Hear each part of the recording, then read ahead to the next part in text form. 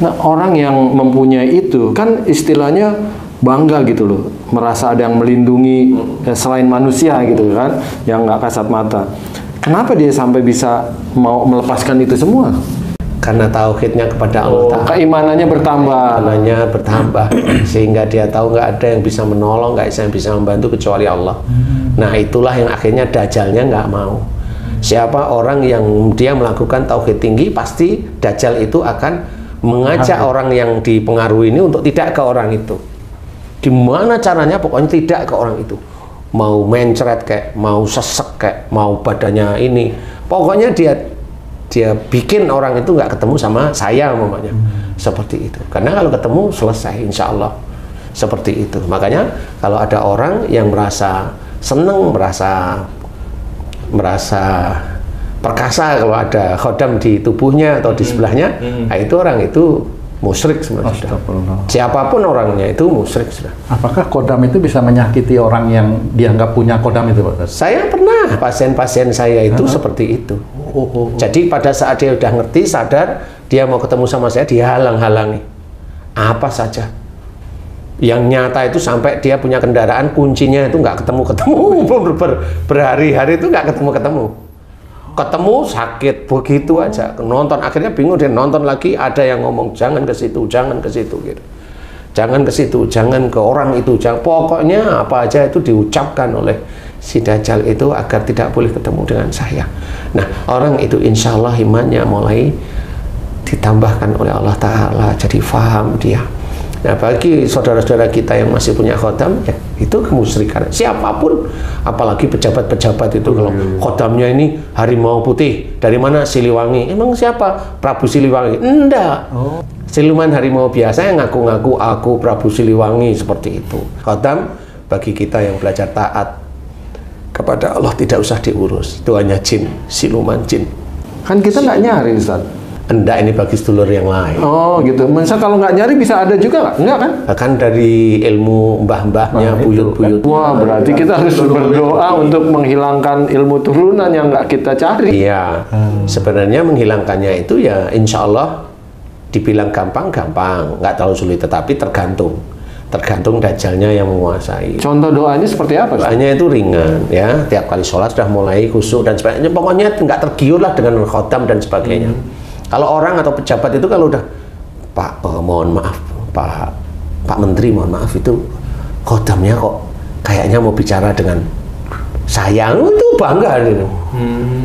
Pak Direktur, mohon maaf itu khodamnya kok kayaknya melindungi Pak Direktur, bangga malah. Iya, betul.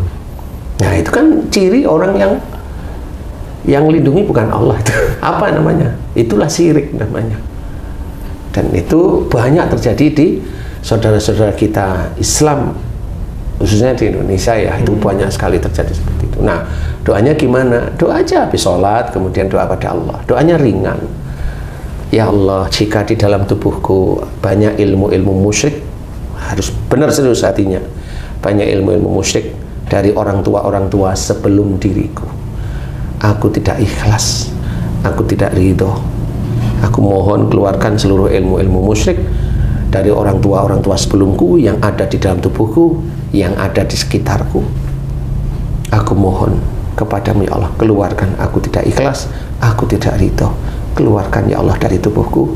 Amin amin ya rabbal alamin. Puji Allah. Subhanallah walhamdulillah wa la ilaha illallah wallahu akbar. Sampai selesai minimum 3 kali. Lakukan itu terus-menerus. Kalau memang di situ ada getaran kencang, kemudian ada rasa keluar, nah itu keluar, tapi itu keluar pertama.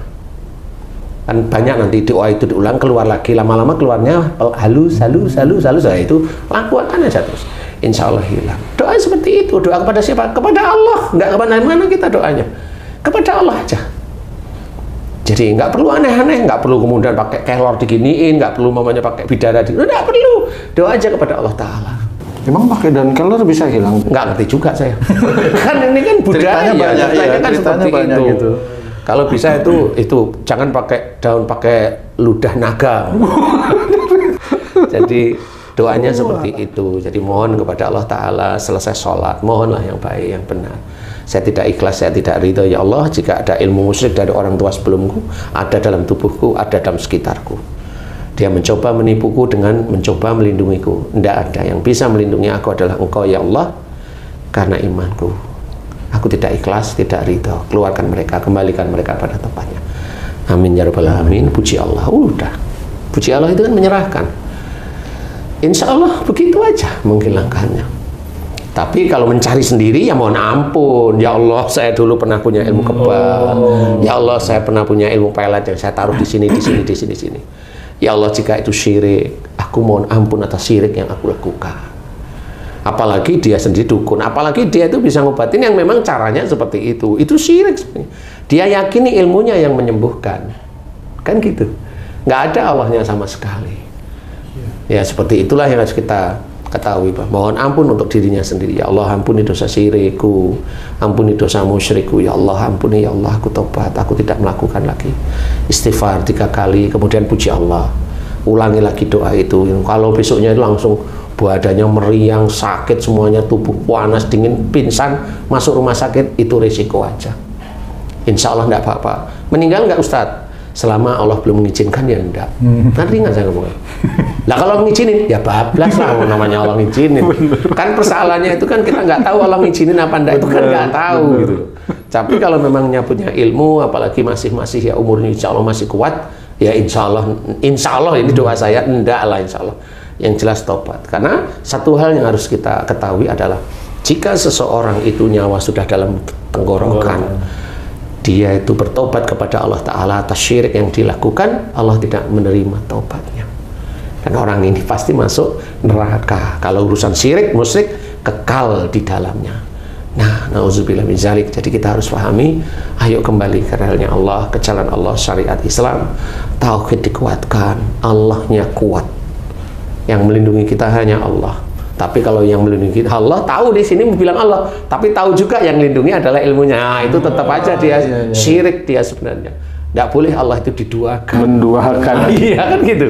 Harus belajar seperti itu difahami. Karena merasa ada manfaatnya kali ya. Iya, orang itu merasa ada manfaatnya. Padahal nggak ada manfaatnya sama sekali.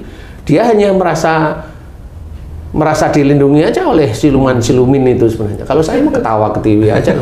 Ini orang dia dihidupkan, dia ada dalam kandungan, dilahirkan, diberi banyak nikmat, diberi karunia oleh Allah Ta'ala, tetap aja dia ngelakuin syirik, musyrik dan sebagainya. Nah, disinilah kita mencoba untuk memahami. Tidak perlu kita itu bangga dengan khotam, mohon ampun kepada Allah Ta'ala. Jika masih ada sedulur-sedulur atau teman-teman yang Islam itu masih senang main-main, itu silakan aja. Silakan aja. Umur itu tidak akan orang tahu. Kalau dia nanti sudah meninggal dalam kondisi masih main-main seperti itu, dia akan tahu sendiri akibatnya. Jadi cukup bahwa kajian-kajian itu yang lurus-lurus saja, nggak usah yang aneh-aneh.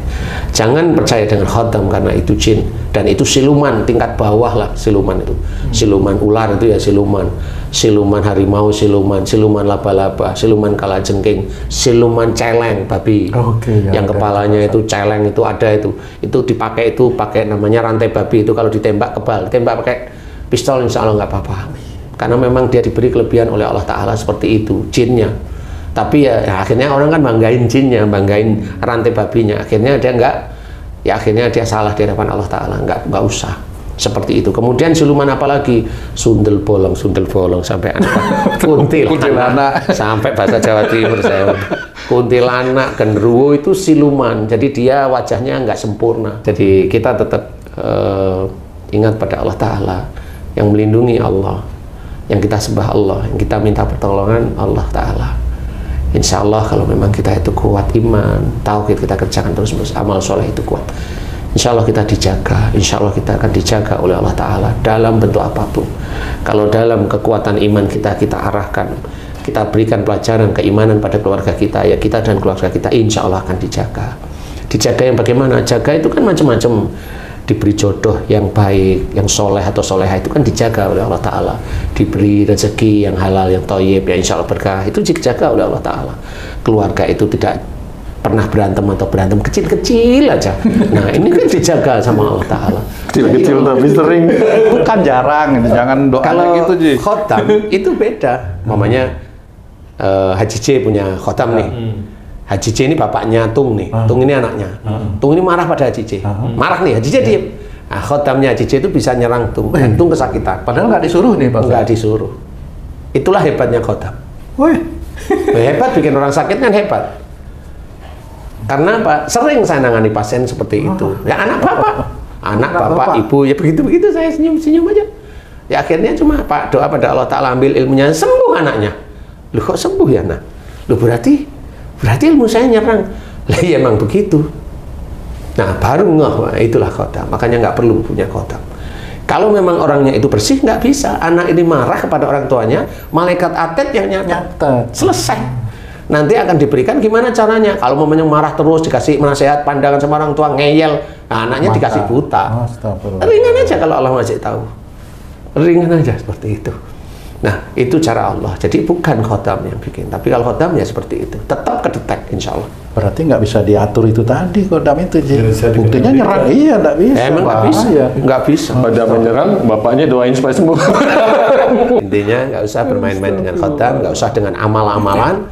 Ibadah yang baik, sholat 5 waktu yang tertib, baca Quran niatnya satu lillahi ta'ala, sholat niatnya satu lillahi ta'ala. Jangan dicampur sholat itu untuk sukses, jangan sekali-kali. Sholat agar hartanya banyak, jangan sekali-kali. Sholat bisa membayar hutang, nggak usah difikirin. Sholat niatnya satu lillahi ta'ala, baca Quran niatnya satu lillahi ta'ala. Kerjakan semuanya karena Allah, kerjakan semuanya karena Allah. Yang hanya bisa menolong kita hanya Allah. Nggak ada jin, nggak ada siluman. Ya, jadi kita harus pahami itu. Nah, mudah-mudahan ini bisa menjadi manfaat bagi sedulur beriman yang lain. Wallahu a'lam. Alhamdulillah.